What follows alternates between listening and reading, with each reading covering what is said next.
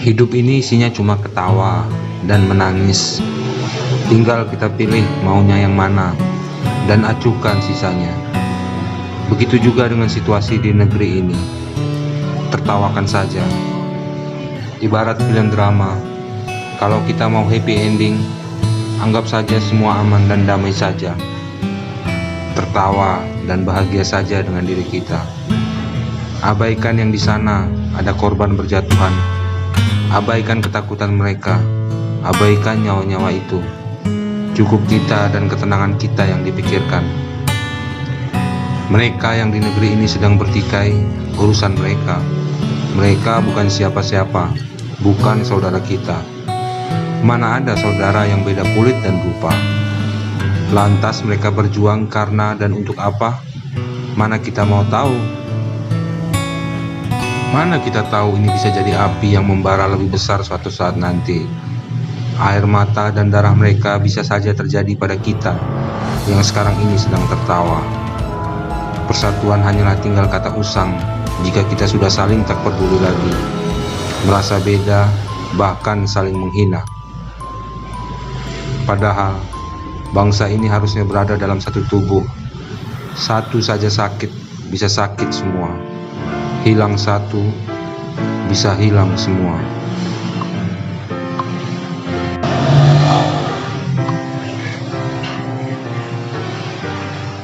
Perang saudara itu adalah perang antara kelompok yang sudah terorganisir, padahal mereka masih dalam negara yang sama. Istilah perang ini juga dikenal dengan perang sipil atau civil war. Tujuan mereka yang terlibat perang saudara dalam kenyataan yang sering terjadi adalah untuk mengambil kendali atas negara atau suatu wilayah, mencapai kemandirian bagi suatu wilayah, atau untuk mengubah kebijakan pemerintah. Tentu saja perang saudara ini dapat mengakibatkan banyak korban dan konsumsi sumber daya yang signifikan. Adapun yang perlu kita ketahui, bahwa sebagian besar perang saudara yang pernah terjadi melibatkan intervensi oleh kekuatan luar, atau berdasarkan penelitian sekitar 2/3 dari 138 konflik intrastate antara akhir Perang Dunia II dan 2000 melibatkan intervensi internasional. Utamanya Amerika Serikat tercatat memiliki campur tangan dalam 35 konflik perang sipil di dunia. Lebih sederhananya, perang saudara adalah perang yang terjadi di satu negara antara warga sipil di negara itu. Perang saudara telah terjadi sepanjang sejarah manusia dan di seluruh dunia, kecuali di Antartika. Banyak negara di dunia terlibat dalam perang saudara.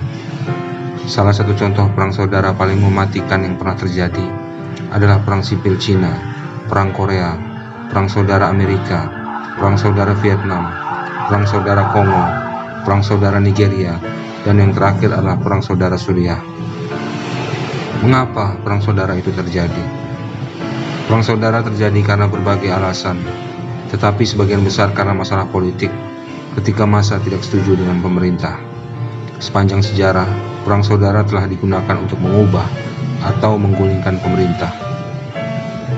Lantas, dapatkah perang saudara itu berakhir?